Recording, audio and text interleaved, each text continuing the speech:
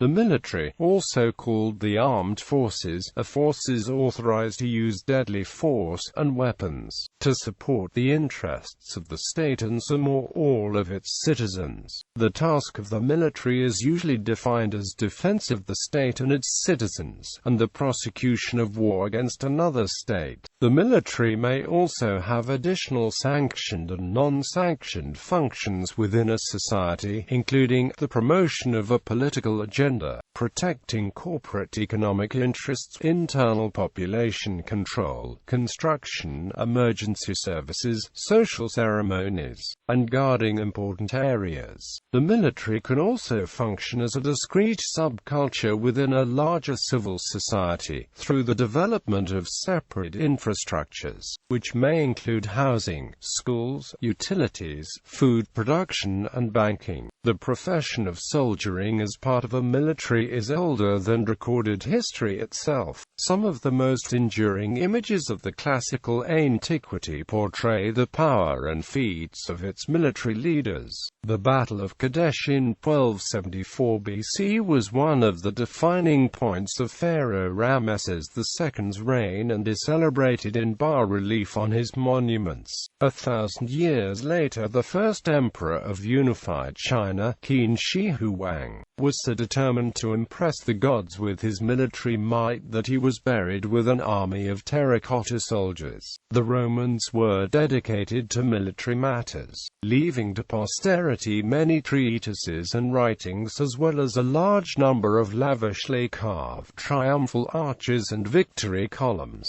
Etymology and definitions. Issue, possibly cognate with thousand, cf. Latin and Romance language root word mil.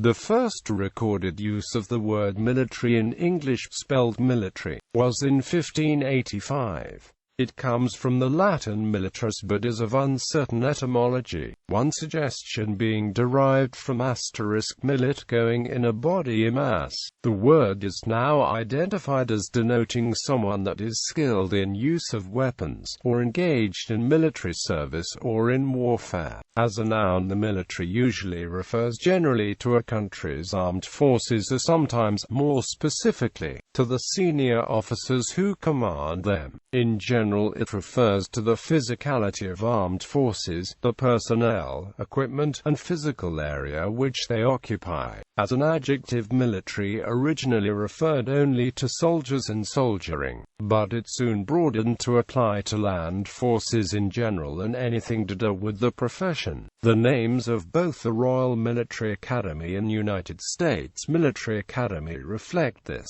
However, at about the time of the Napoleonic Wars, military began to be used in reference to armed forces as a whole, and in the 21st century expressions like military service, military intelligence, and military history encompass naval, marine, and air force aspects. As such, it now connotes any activity performed by armed force personnel. History. Military history is often considered to be the history of all conflicts, not just the history of the state militaries. It differs somewhat from the history of war, with military history focusing on the people and institutions of war-making, while the history of war focuses on the evolution of war itself in the face of changing technology, governments, and geography. Military history has a number of purposes. One main purpose is to learn from past accomplishments and mistakes so as to more effectively wage war in the future. Another is to create a sense of military tradition which is used to create cohesive military forces. Still another may be to learn to prevent wars more effectively. Human knowledge about the military is largely based on both recorded and oral history of military conflicts, the participating armies and navies, and, more recently, air forces. There are two types of military history, although almost all texts have elements of both. descriptive history that serves to chronicle conflicts without offering any statements about the causes, nature of conduct, the ending and effects of a conflict, and analytical history that seeks to offer statements about the causes, nature, ending and aftermath of conflicts as a means of deriving knowledge and understanding of conflicts as a whole, and prevent repetition of mistakes in future, to suggest better concepts or methods in employing forces, or to advocate the need for new technology, organization. In the whole history of humanity, every nation had different needs for military forces. How these needs are determined forms the basis of their composition, equipment and use of facilities.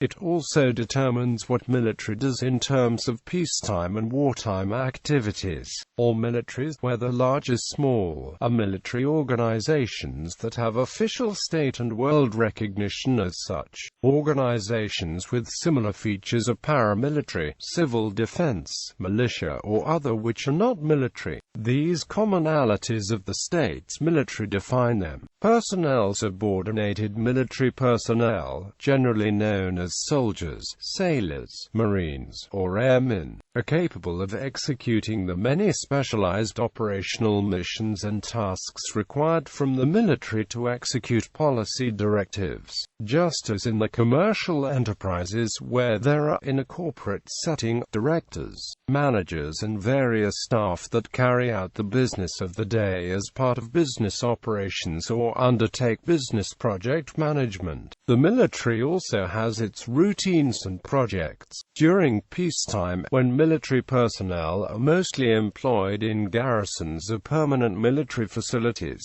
they mostly conduct administrative tasks, training and education activities, and technology maintenance. Another role of military personnel is to ensure a continuous replacement of departing servicemen and women through military recruitment, and the maintenance of a military reserve. Command: the first requirement of the military is to establish it as a force with the capability to execute national defense policy. Invariably, although the policy may be created by policymakers or policy analysts, its implementation requires specific expert knowledge of how the military functions and how it fulfills roles. The first of these skills is the ability to create a cohesive force capable of acting on policy as and when required, and therefore the first function of the military is to provide military command. One of the roles of military command is to translate policy into concrete missions and tasks, and to express them in terms understood by subordinates, generally called orders. Military command make effective and efficient military organization possible through delegation of authority which encompass organizational structures as large as military districts or military zones, and as small as platoons. The command element of the military is often a strong influence on the organizational culture of the forces. Intelligence: the next requirement comes as a fairly basic need for the military to identify possible threats it may be called upon to face. For this purpose, some of the commanding forces and other military, as well as often civilian personnel, participate in identification of these threats. This is at once an organization, a system and a process collectively called military intelligence. The difficulty in using military intelligence concepts and military intelligence methods is in the nature of the secrecy of the information they see, and the clandestine nature that intelligence operatives work in obtaining what may be plans for a conflict escalation, initiation of combat, or an invasion. An important part of the military intelligence role is the military analysis performed to assess military capability of potential future aggressors, and provide combat modeling that helps to understand factors on which comparison of forces can be made. This helps to quantify and qualify such statements as China and India maintain the largest armed forces in the world, or that the U.S. military is considered to be the world's strongest. Although some groups engaged in combat, such as militants or resistance movements, refer to themselves using military terminology, notably army or front. None have had the structure of a national military to justify the reference, and usually have had to rely on support of outside national militaries. They also use these terms to conceal from them either true capabilities, and to impress potential ideological recruits. Having military intelligence representatives participate in the execution of the national defense policy is important because it becomes the first respondent and commentator on the policy expected strategic goal compared to the realities of identified threats. When the intelligence reporting is compared to the policy, it becomes possible for the national leadership to think about allocating resources over and above the officers and the subordinates' military pay, and the expense of maintaining military facilities and military support services for them. Economics, more commonly referred to as defense economics, this is the financial and monetary efforts made to resource and sustain militaries, and to finance military operations including war. The process of allocating resources is conducted by determining a military budget which is administered by a military finance organization within the military. Military procurement is then authorized to purchase a contract provision of goods and services to the military, whether in peacetime at a permanent base or in a combat zone, from a local population. Capability development. Capability development, which is often referred to as the military strength, is arguably one of the most complex activities known to humanity because it requires determining strategic, operational, and tactical capability requirements to counter the identified threats, strategic, operational and tactical doctrines by which the acquired capabilities will be used, identifying concepts, methods and systems involved in executing the doctrines, creating design specifications for the manufacturers who would produce these in adequate quantity and quality for the use in combat, purchase the concepts, methods and systems, create a forces structure that would use the concepts, methods and systems most effectively and efficiently, integrate these concepts, methods and systems into the force structure by providing military education, training, and practice that preferably resembles combat environment of intended use,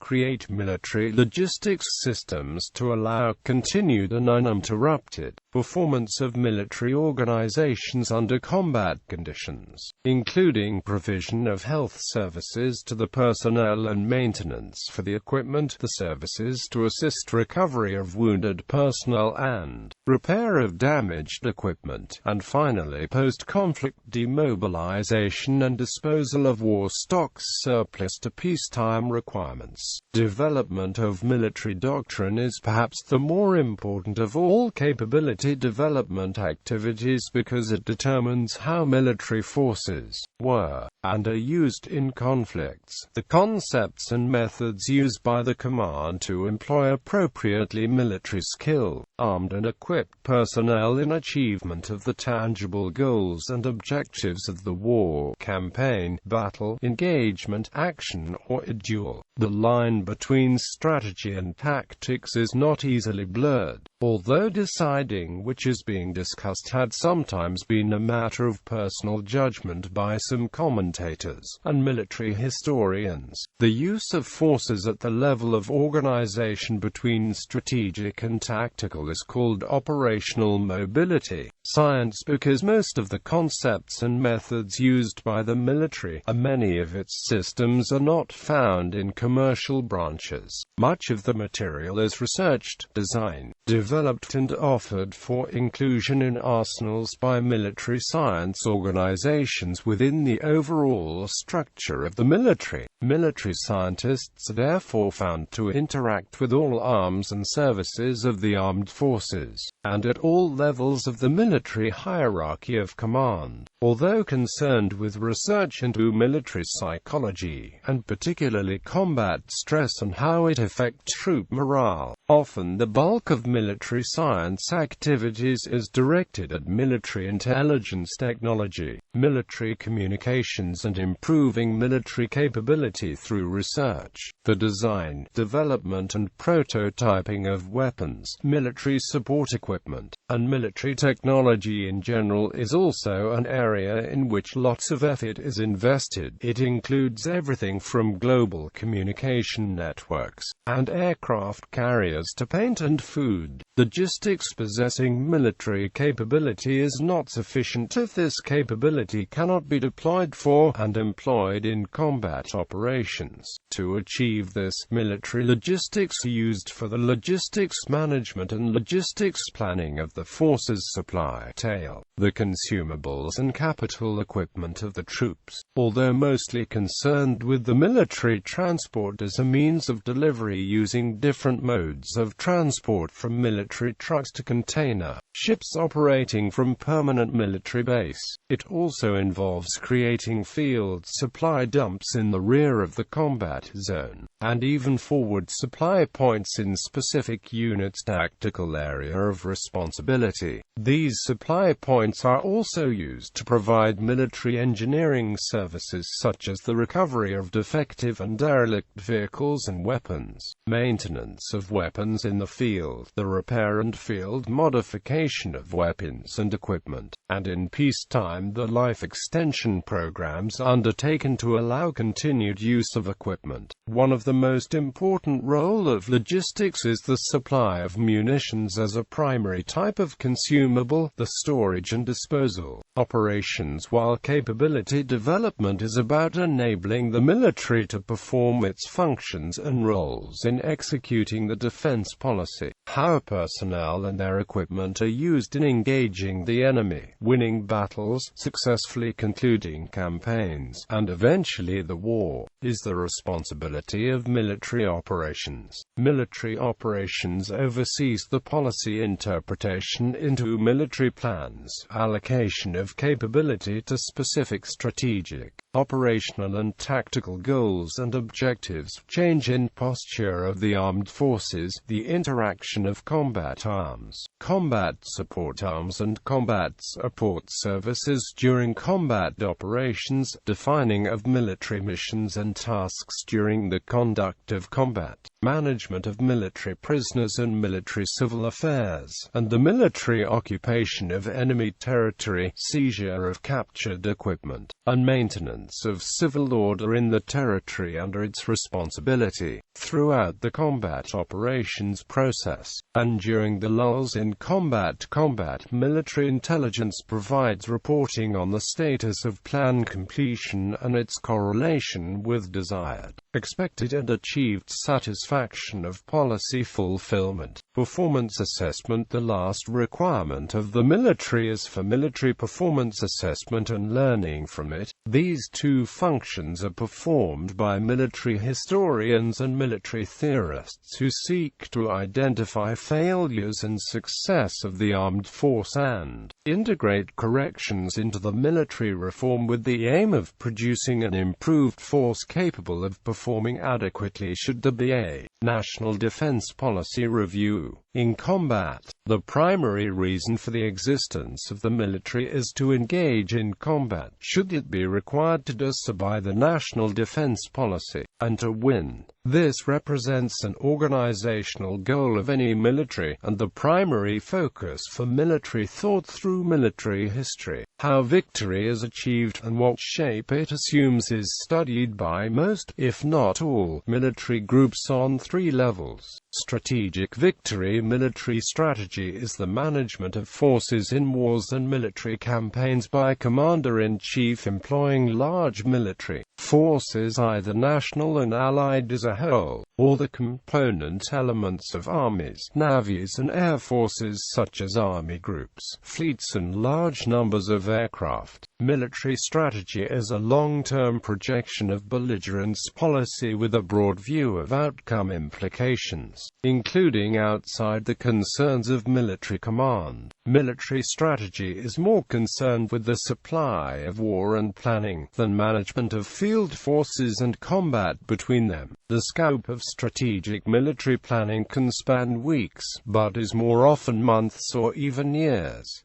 Operational victory. Operational mobility is, within warfare and military doctrine, the level of command which coordinates the minute details of tactics with the overarching goals of strategy.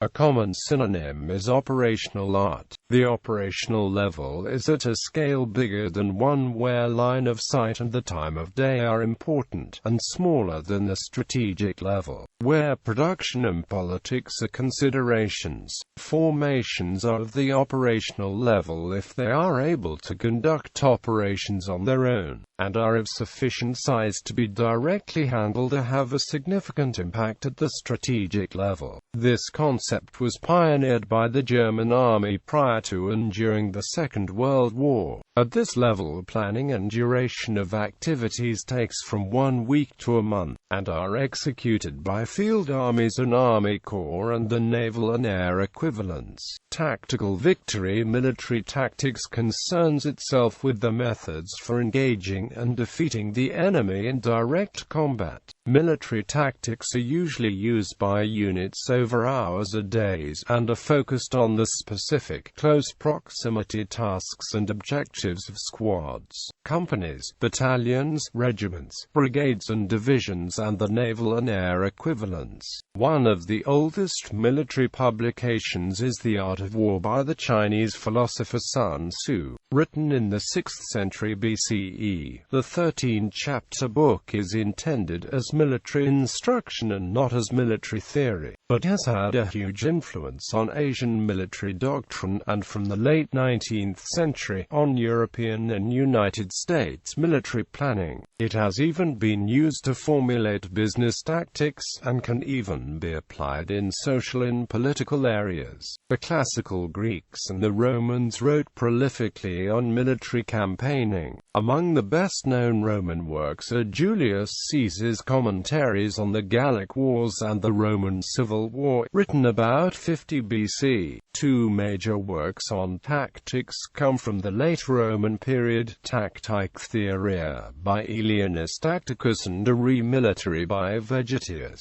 Tactique Theoria examined Greek military tactics, and was most influential in the Byzantine world and during the Golden Age of Islam. De Re Militari formed the basis of European military tactics until the late 17th century. Perhaps its most enduring maxim is Igitur desiderat pacem praeparat bellum. Due to the changing nature of combat with the introduction of artillery in the European Middle Ages, and infantry firearms in the Renaissance, attempts were made to define and identify those strategies, grand tactics and tactics that would produce a victory more often than that achieved by the Romans in praying to the gods before the battle. Later this became known as military science, and later still would adopt the scientific method approach to the conduct of military operations under the influence of the Industrial Revolution. Thinking. In his seminal book on war, the Prussian Major General and leading expert on modern military strategy Karl von Clausewitz defined military strategy as the employment of battles to gain the end of war. Quote, according to Clausewitz, strategy forms the plan of the war, and to this end it links together the series of acts which are to lead to the final decision, that is to say, it makes the plans for the separate campaigns and regulates the combats to be fought in each. Hence, Clausewitz placed political aims above military goals, ensuring civilian control of the military. Military strategy was one of a triumvirate of arts, or science, sciences that governed the conduct of warfare, the others being military tactics, the execution of plans and maneuvering of forces in battle, and maintenance of an army. The meaning of military tactics has changed over time from the deployment and maneuvering of entire land armies on the fields of ancient battles and galley fleets, to modern use of small unit ambushes, encirclements, bombardment attacks, frontal assaults, air assaults, hit-and-run tactics used mainly by guerrilla forces, and, in some cases, suicide attacks on land and at sea. Evolution of aerial warfare introduced its own air combat tactics, often military deception, in the form of military camouflage or misdirection using decoys, is used to confuse the enemy as a tactic. A major development in infantry tactics came with the increased use of trench warfare in the 19th and 20th century. This was mainly employed in World War I in the Gallipoli campaign and the Western Front. Trench warfare often turned to a stalemate, only broken by a large loss of life, because in order to attack an enemy entrenchment, soldiers had to run through an exposed no-man's land, under heavy fire from an entrenched enemy.